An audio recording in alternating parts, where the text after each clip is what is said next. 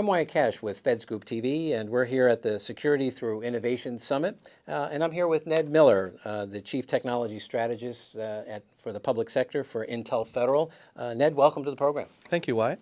So we're going to talk a little bit about innovation and security. And one of the first things I'd like to ask you is, tell us a little about some of the distinguishing features that you see with the federal government as a customer compared to the broader mix of customers Intel works with. Sure. So the federal government's a unique customer in that they represent one of the largest buying consumers of IT of any vertical on the planet. So their overall budget's pretty significant. Along with that comes the complexities that government acquisition in terms of buying net new technologies is always a challenge in terms of time to market.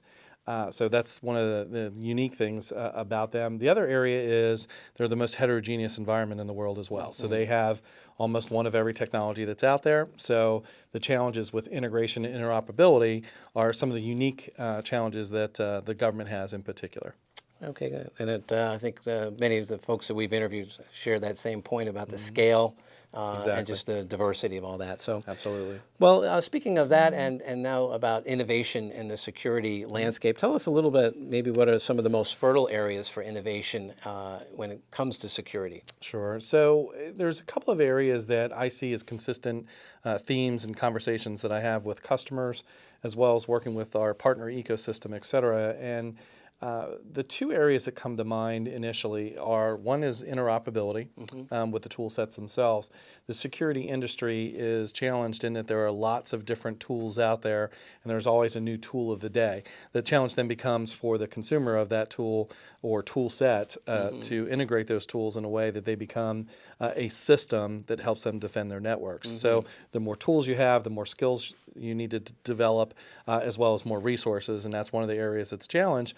We're not developing new skilled resources fast enough, so therefore, as we introduce more tools, it just makes the environment that much more complex. So I think one of the areas for improvement for the industry overall is to get the tools that do exist to interoperate much better than what they do today. Right.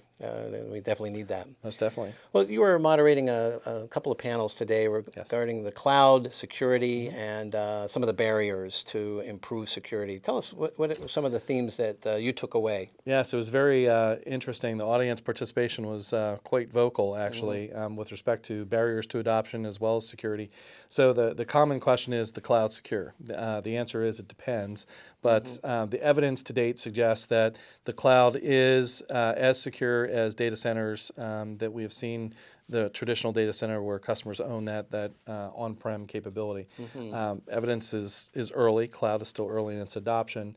Some of the barriers that we're seeing typically are cultural for the most part, but security, although it shows up on the surveys, is one of the top concerns, and people are leaning forward with respect to what they perceive to be concerns.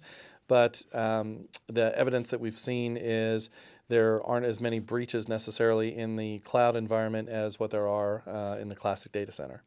So it was a fascinating conversation. Well, appreciate you joining us today. Great. So thanks very much. Thank you very much. I'm Wyatt Cash with FedScoop TV. Thanks for being with us.